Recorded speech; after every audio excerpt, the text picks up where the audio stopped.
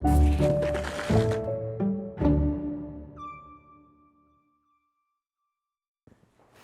I saw what this whole thing was about, can everybody hear me all right? Yep.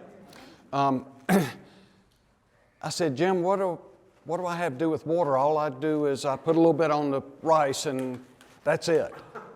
But he said, well, just talk about the rice business and so forth. So I'm going to go through a little bit of history and so forth and then get to what we do. I love history, but I'm not a historian. And I was not brought up to be a farmer. And I'm certainly glad that I'm going before all these esteemed PhDs that are coming after me. A lot of this general history that I'm going to talk about, I just gleaned off of internet and so forth, so I would not pass peer review and do not expect great things here.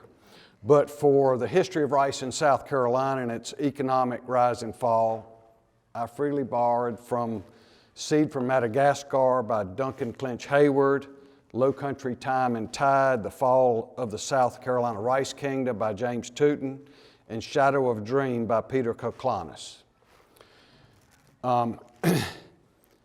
So this is not really my work. I'm just kind of put it together. And for my personal knowledge of growing rice, I want to thank Campbell Cox from Carolina Plantation Rice and Glenn Roberts from Anson Mills, Brian Warren and Merle Shepard from Clemson, Greg Johnsman from Marsh Hen Mill, David Shields and the Carolina Gold Rice Foundation, and Dr. Anna McClung, who is a USDA scientist at Dale Bumpers Rice Institute in Stuttgart. And learning along with me and surpassing me in many respects have been Nelson Small and Griffith James at White House, and we couldn't get any of it done without our main man, Cody Strickland, who does everything. My son Paul and his wife have been diligent in helping us grow our market and get into more places, and we consider it a wonderful product. And I do all of this in loving memory of my son, Andy, who loved his land. Rice is the most important food crop with regard to human nutrition and caloric intake in the world, providing more than 20% of the calories consumed worldwide. It is a staple crop for more than half of the world's population. In 2020, the world produced over 750 million tons of rice, but the U.S. only produced 1 million tons. Major producers are, of course, China and India, Korea, Japan, Philippines. Asian rice was domesticated about 10,000 years ago in China. African rice was independently domesticated about 3,000 years ago. Somewhere around the 10th century, Muslim traders brought Asian rice into Africa, and Asian rice is easier milled, it grows better, and so even in Africa, all the rices eventually became Asian rices.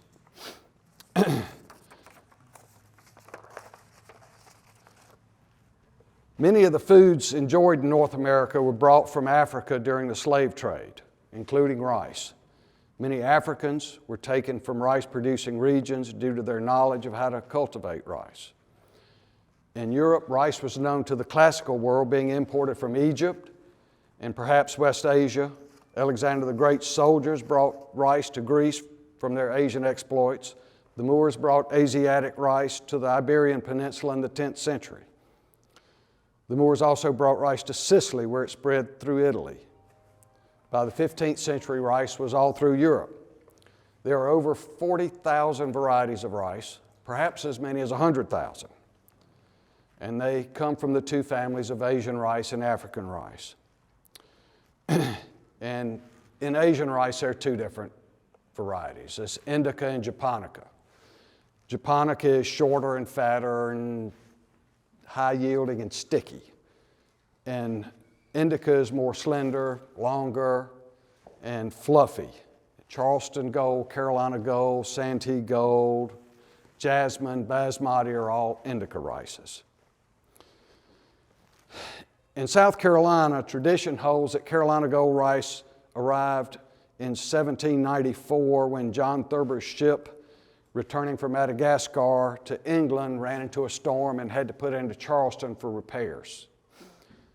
He gave a basket of rice to Dr. Henry Woodward, and he planted it and found it grew great. Now, this story is maybe not true, but it sounds good anyway.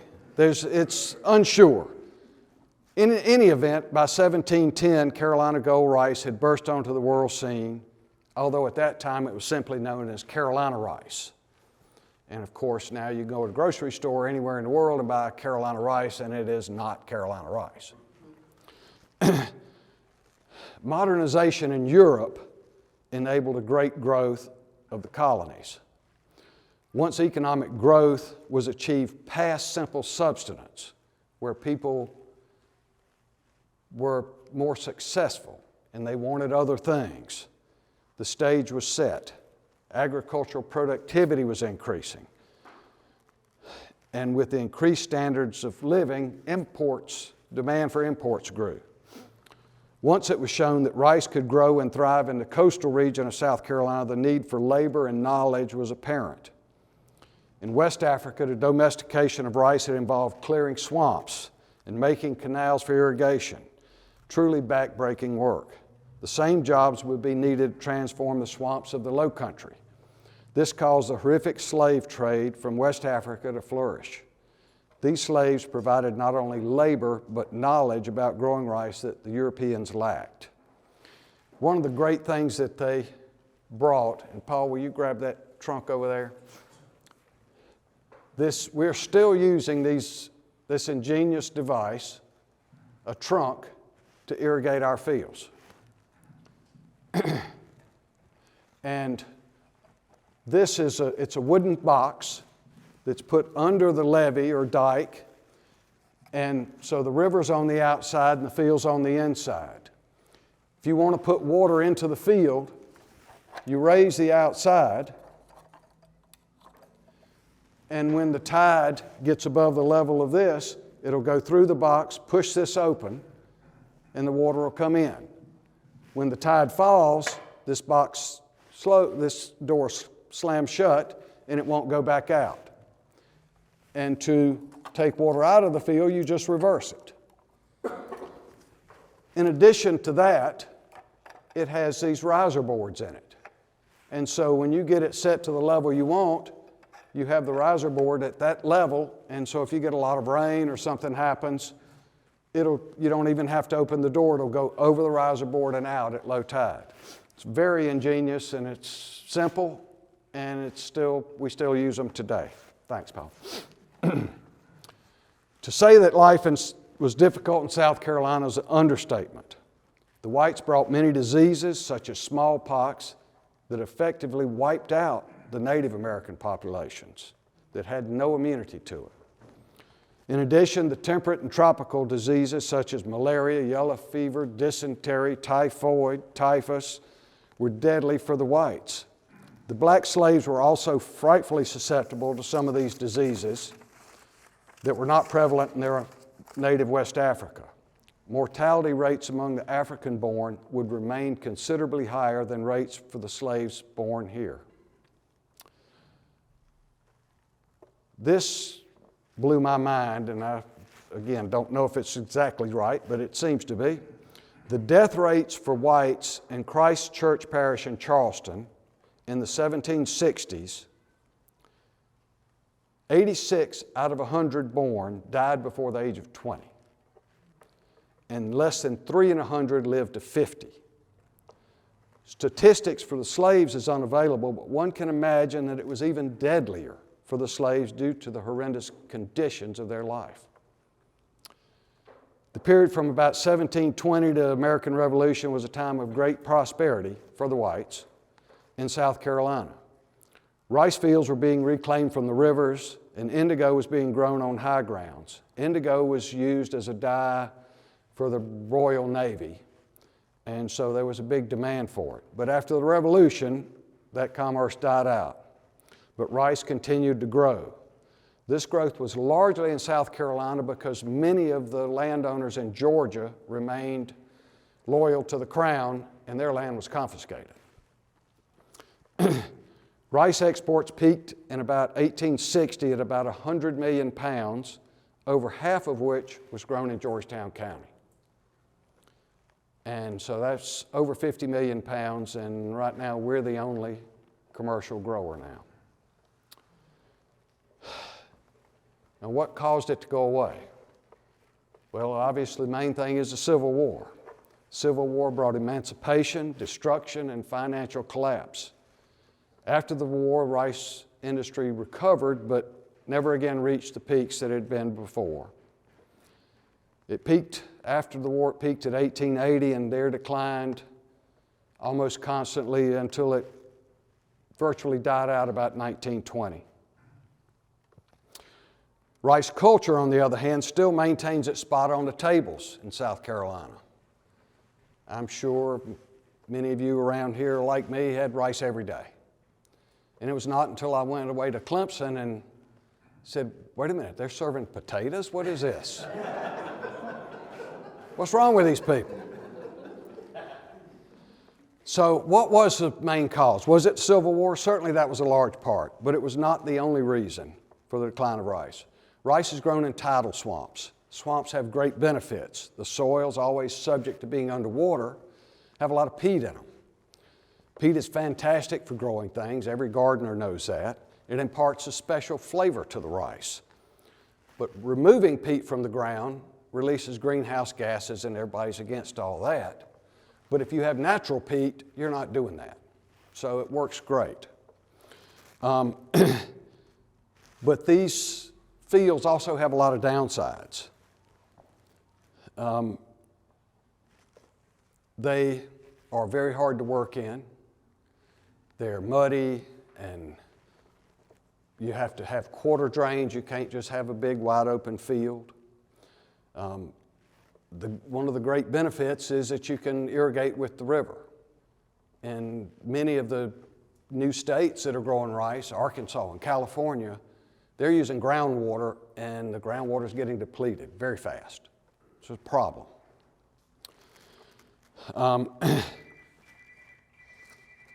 Some of the other problems that we have, of course, are erosion. If you're just grabbing something out of the river, it's going to try to take it back, especially with tropical storms and hurricanes. Another issue we have with the water is salinity. Salinity's creeping in. And so Clemson is working on some salt-resistant rice. But it's not just the sea level rise that's causing this. For us on the Pee Dee River, up in North Carolina, the power companies put dams up there. So they're stopping the fresh water from coming down to us. So that makes it a lot worse.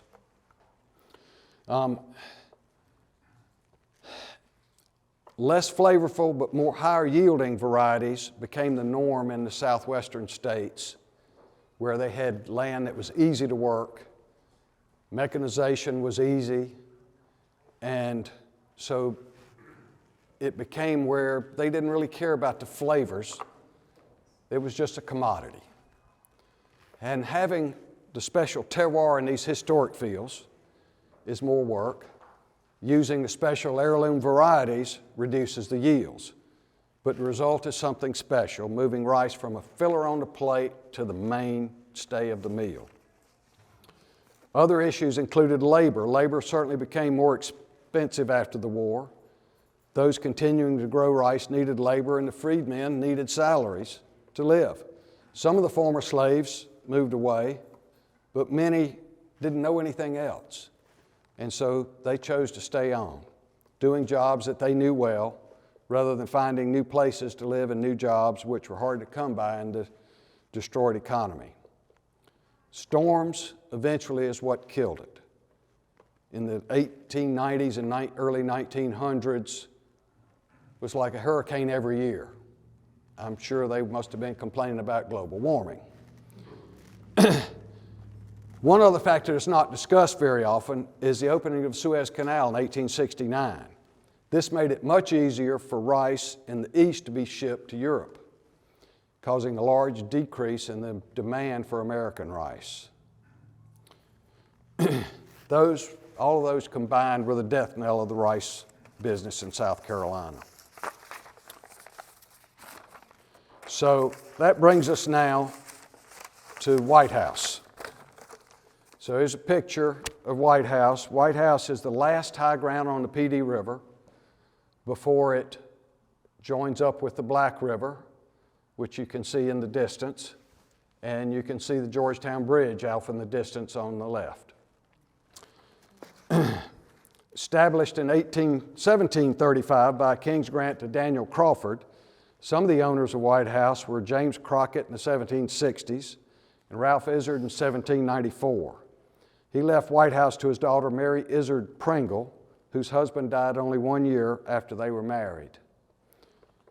And she had a son shortly after he died. She later married Joel Roberts Poinsett, congressman, minister to Mexico, and Secretary of War under Martin Van Buren. Poinsett was a great naturalist, and the flower poinsettia is named for him. He created beautiful gardens at White House with the help of Andrew Jackson Downing, the landscape architect who did the Smithsonian. Upon Mary Izard Pringle Roberts Poinsett's death, White House went to Julius Pringle, her son that was born shortly after his father died. And in 1863, he died in Rome during the war, and White House then belonged to his son, John Julius Pringle, who married the daughter of Governor Robert Alston, Elizabeth. Elizabeth Alston Pringle never had any children. Her husband Julius died after just a few years, and she continued on working White House and later her childhood home, Shakur Wood. Her exploits as a widow managing rice plantation after the Civil War is documented in her book, A Woman Rice Planter. She continued to grow rice at White House until sometime after 1910. I'm often asked how I got into rice growing.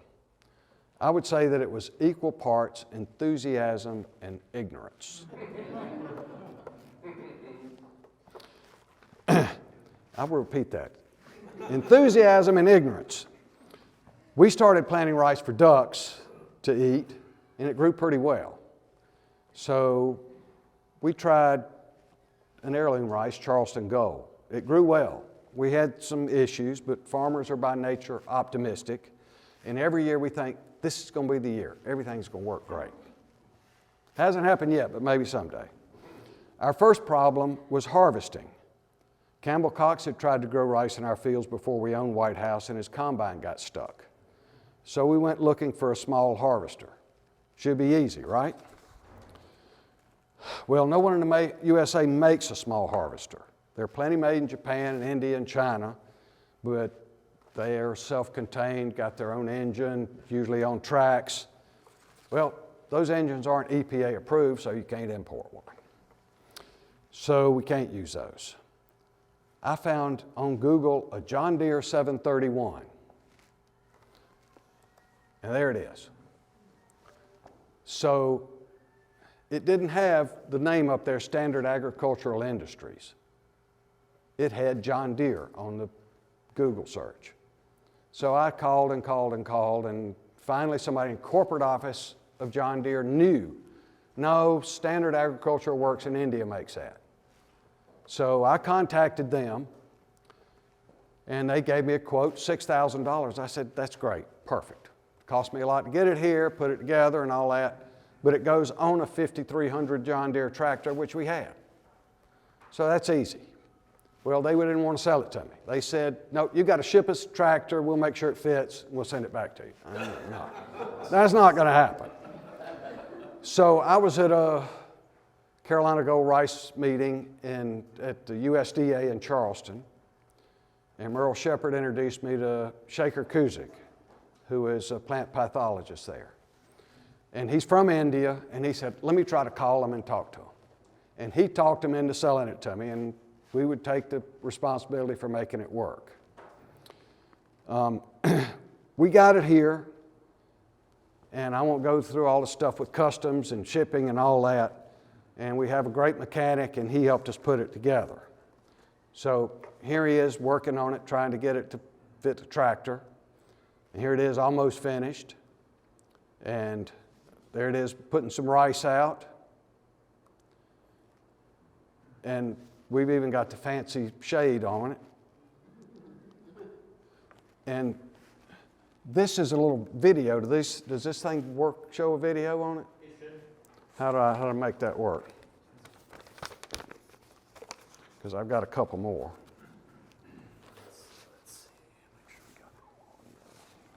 If you reduce the size, maybe it'll show the. Don't need sound. There it is. Where's the sound? I can cut that down. There we go. All right. So I guess that's all it was, but that shows it working. All right. The Charleston gold grew great. Just about time for harvest. Hurricane Florence was pounding down on us. We were able to work one afternoon, and we got 600 pounds of rice. Next, we had to have somewhere to dry the rice. I had planned on using Campbell Cox's bins, but due to the storm, he was using everything he had. Henry Swink with McCall Farms has always helped us out, and he found somebody with a peanut drying wagon that got it dry for us, and then he found somebody to clean it for us. Then we had to process it. Greg Johnsman at Marsh End Mill agreed to mill it for us. We had some cloth bags made, and Greg filled those for us. We gave the rice as presents. It was absolutely the most fantastic tasting rice I'd ever had. So this is where the enthusiasm and the ignorance come in. So next year we'll have a great crop. We decided to partner with Greg Johnsman. We'll provide the rice and the bags, and he'll mill it, bag it, and sell it. Perfect. So we got to get the bags approved by SD, the Department of Agriculture.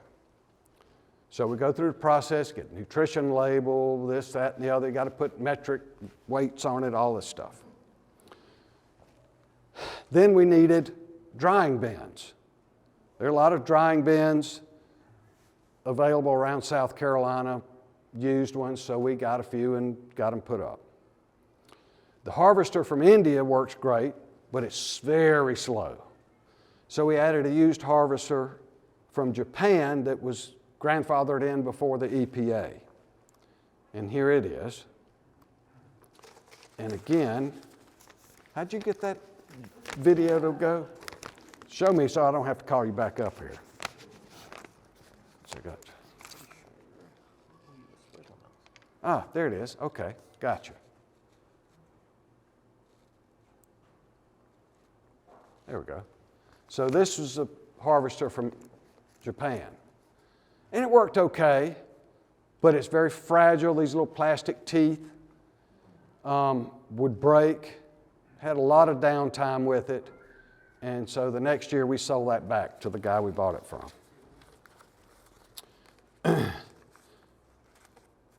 Then the problem, let's see where I am here. We used the river for irrigation, and the trunks work great for moving the water on and off the fields, but the lowest tides are not low enough to get the water down to really dry the fields. And that's one of the reasons, as I mentioned, that they moved away from these fields because heavy equipment wouldn't work in them. But what we did was we put pumps inside the field, in the ditches, to take water back to the river.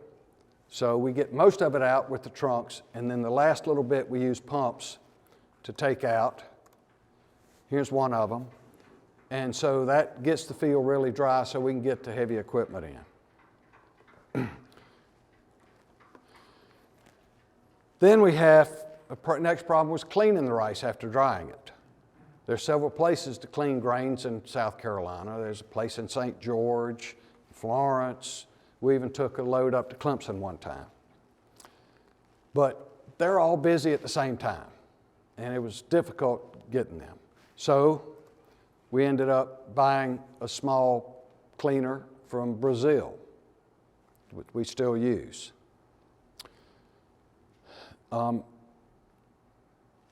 Then, after you clean it, you got to store it. Many rice mills process everything they've got as soon as they get it and bag it and so forth. But it stays fresher in the hulls. And so we like to process it as we need it. You can put it in semi-cold storage under 58 degrees and bugs won't live in it. So there's a place down in Orangeburg that has a storage like this. And so we said, okay, great, we'll store it there, and as we need it milled, Greg can go pick it up there and do it. So, okay, that looks great. So now we're all set. We're going to do great next year.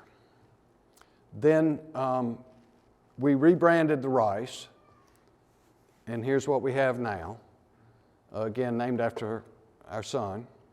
And so we took over the marketing from Greg, but he was still going to process it for us. So all this was great. And what really helped our marketing, of course, was COVID. Great help. So the harvester from India, again, was so slow that we bought a large used John Deere. Here it is in the fields. And you can see the green are the quarter drains that help drain the field, because this mud will just hold the water. And so you can look at the field and see it's dry, but you can look at the side of the quarter drain that's just seeping water out. And so this is another thing. It makes it more difficult to grow the rice. It's not just a wide open field that you can go. One of the issues, again, we had was with this harvester, every few feet it would get stopped up. We had a normal platform header on it, the kind that just spins around. Everybody knows those. And the issue is, you can't really tell from this picture, but most crops, when you harvest them, they're completely dry. If you've seen wheat fields and things, everything's brown. Well, rice, the top of it, is brown or gold, but the stems are still green. And if you cut those and get them in the harvester, it's just going to jam up. So we had to buy, what this is a stripper header. It just takes the seeds off. And that's what they use in Arkansas, and so we bought one for this, and it works great. So this, again, shows you harvesting the fields, and that's the Black River in the background. So we said we can't have any other issues. We got it all settled now. Oops, I'm going to break something. Still good. Okay. Well, about this time, Greg Johnsman said, well, you're starting to grow too much rice. I don't have the capacity for you. You're going to have to get a mill yourself. So we talked to suppliers from Japan and China. Prices were climbing right after COVID, especially shipping, delivery times. We talked with a Brazilian company that supplied our cleaner. Same thing, prices going up, delivery delays. But luckily they knew a farmer in Mississippi who had bought a mill from them and was wanting to sell it. His issue was he was selling commodity rice. So doing it himself and putting it in a bag did not get him a whole lot of extra money. We can charge more for our specialty items, heirloom rice and so forth, and he just couldn't do that, so he needed to sell it. We spent a lot of time negotiating and so forth, and we bought everything he had, including a roller mill, which I didn't really want to start with, but it's great. The rice grits, Midlands, are from the broken pieces in the milling process. And it turns out that we have a higher demand for that than the byproduct of the mill. So the roller mill, we can just take full grains and put in there and make extra. So it works great. So an engineer friend of ours helped design everything, put it all together, worked with the industrial contractor, and we finally got USDA approval, or not USDA, SCDA approval, January last year of 23. Now we're fully integrated. This is a color sorter.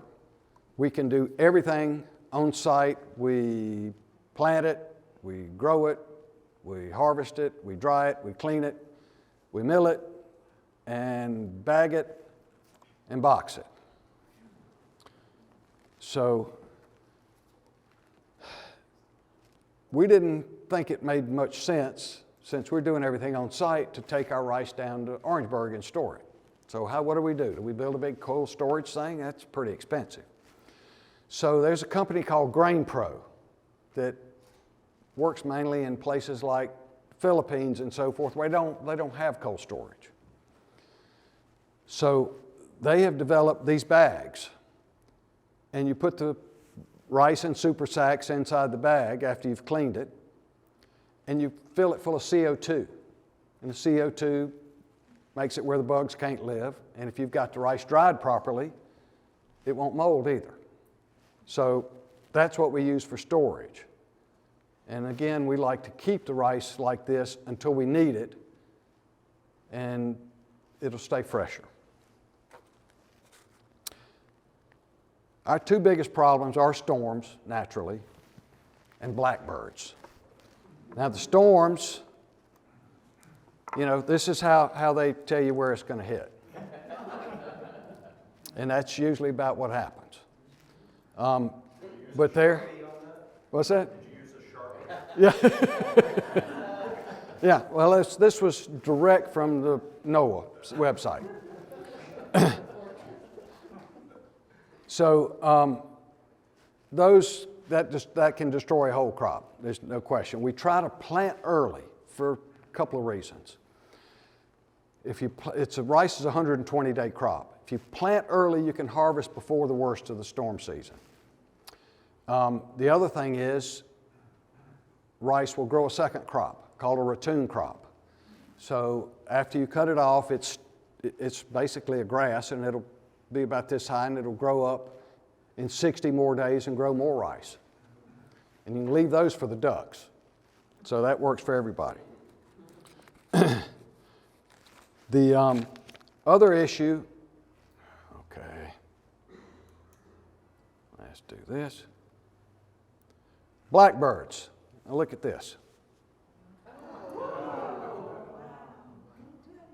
And what that is, that was somebody shooting a .22. We don't shoot the birds, you shoot under the birds, and they go around and they go back down, and then we're going to shoot again. You watch this. There they go. And what you have to do is have somebody out there all day long, because you keep shooting as they keep trying to come down, and they'll finally end up going around and around, and then they'll leave. But 10 minutes later, they'll be back. And we've lost upwards of 40% of a crop to blackbirds. Interestingly enough, we've never had any problem with the bobolinks until this past September. The bobolinks, the rice birds that were famous in the old days, migrate later. So we've been harvesting earlier, and last year we harvested late, and big flocks of bobolinks showed up. So we had blackbirds and the bobolinks. We had a few of the normal things go wrong during harvest last year, such as harvester getting stuck, and we had to pull it out with this track hoe.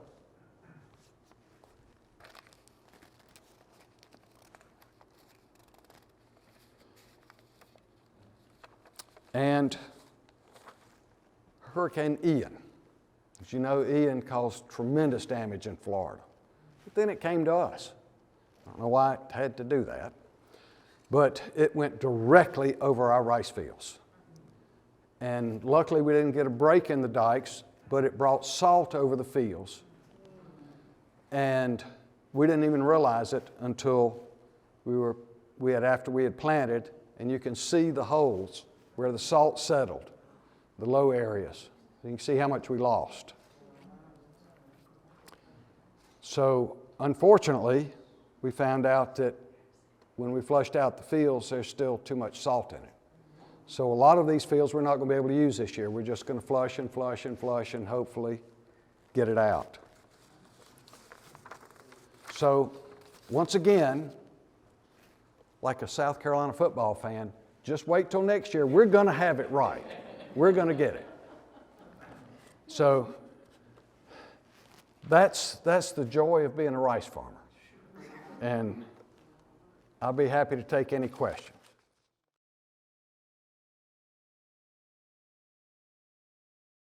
Well, we were growing it for ducks to eat, so we could shoot the ducks. All right, and then we ate some of it, and it was great. So, and how long have you been doing this? about 6 years. Wow, that's a lot to... Oh, yeah. And it's a lot new stuff every year. Yes, sir.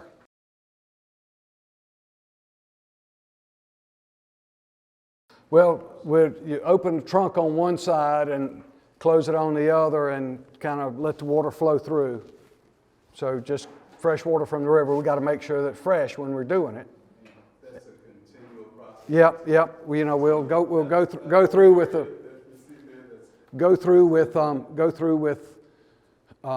with the tractor and till up the land a little bit to kind of get it loose, and then run the water across it and just keep doing that. And hopefully that'll help. You can put gypsum on to absorb the salt, but then it's all clumped in there, and so it's a difficult process.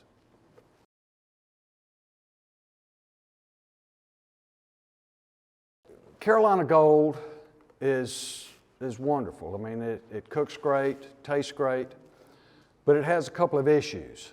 It's very low yielding. It's very high. It grows very high, higher than most rices, and so it's susceptible to lodging, which is when it blows down in the field. If you get some winds, it'll blow the rice over, and you can't really harvest it. It's also susceptible to diseases. So, about 2000, Merle Shepard at Clemson University, who had worked in the Philippines, partnered with some Filipinos that he would try to make a different variety from Carolina Gold. They worked for, I think, 14 years in using not GMO, but natural cross-pollination. And every year they would take the ones that grew the best, that were more disease resistant, had maintained the Carolina Gold flavor profile, but they added basmati, which is an aromatic rice.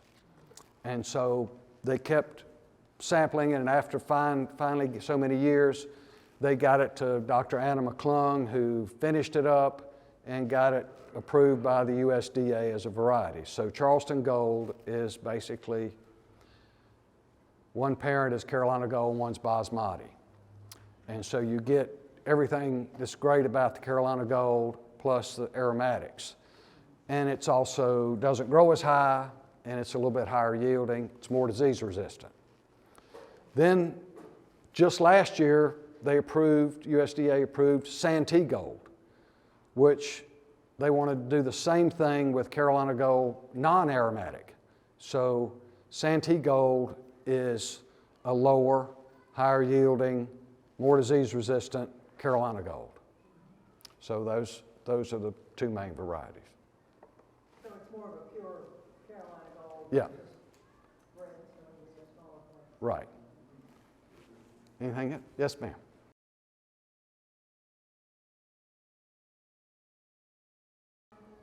No, it's even in Africa at this time, they were growing the Asian rice.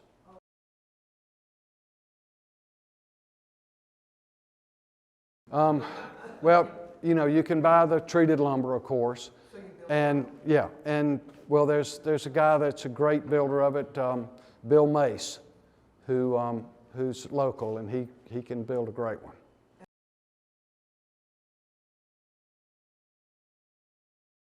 Well, we've got about 300 acres that we can plant, but we've planted 150 last year, and you can see we lost a good bit of that.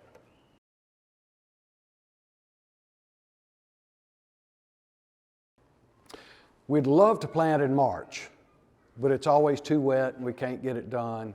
So we're hoping to plant before April is over.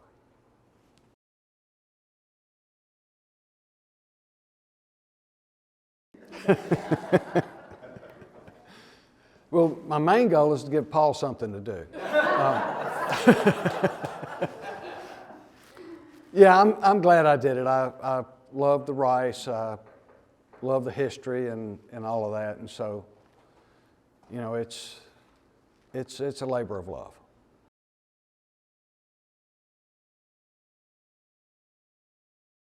I love it plain with butter on it. We're going to have some samples at lunchtime. But, you know, I love a good chicken bog and Hoppin' John, chicken and rice, just, you know, but really my favorite is fried chicken, rice and gravy, and butter beans.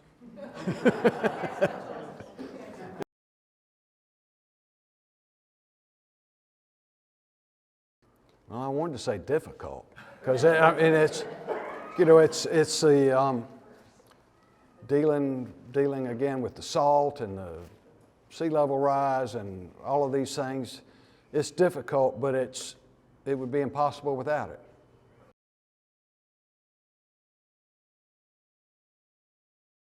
Well, certainly the Rice Museum, but we're in Lowe's and Food Lion and Indigo, all the places, Rice Birds, Brook Green, you know, up and down, a lot of places.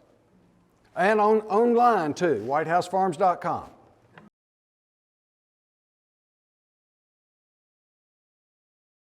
No, we don't. I mean, there's, you know, we've had Brook Green's brought some people out, and every year we let Hobcall bring a group. So you can sign up at Hobcall to come, but we don't, you know, it's just kind of a small farm. It's not really a whole lot to look at. Yes, ma'am.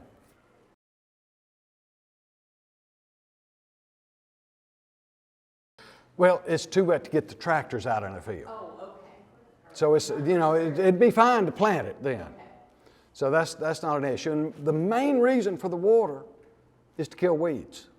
The rice needs water, but it doesn't need that much water. The water is mainly to kill the weeds.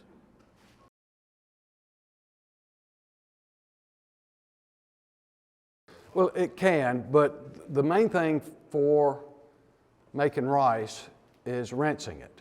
This rice has a lot of starch in it, and it'll just be a gumball if you don't rinse it.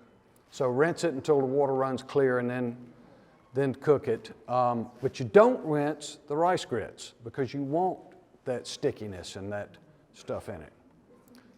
But to your point, I use filtered water. I don't use purified water or anything. You know, of course, the better the water, the better the rice.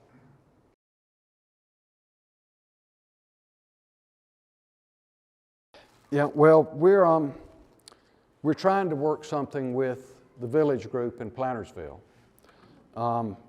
Hopefully we can find a place where we can, and we're in negotiations, a couple of places, to have a rice field that their people can basically be in charge of growing and stuff, and we can help them with the harvest, we can help them with the processing and so forth, but to try to bring it back where some of these descendants of former slaves can be on the other side of the market.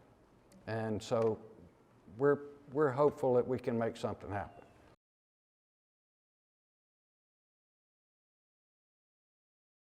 Yeah, there's nobody in Georgetown County. Campbell Cox is growing it up in Darlington. And Roland Chalmers is growing around near Savannah, but he sells his to Anson Mills.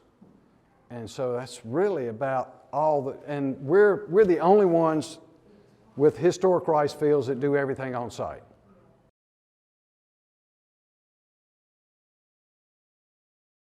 Plant it with a grain drill. Is it seed or seed? Yeah, seed. Yeah. And we get the certified seed from Arkansas. You know, if you take the rice that you've grown and plant, you can grow rice again, but sometimes it'll have cross-pollinated a little bit, and you want to make sure the rice is pure every year. So we get certified seed. All right, well, thanks. Oh, I got a question. okay, Jim. How long is it going to take that field to come back? I don't know. I hope 1 year, but we 1 don't year, know. okay. We don't know. Well, thank you very much.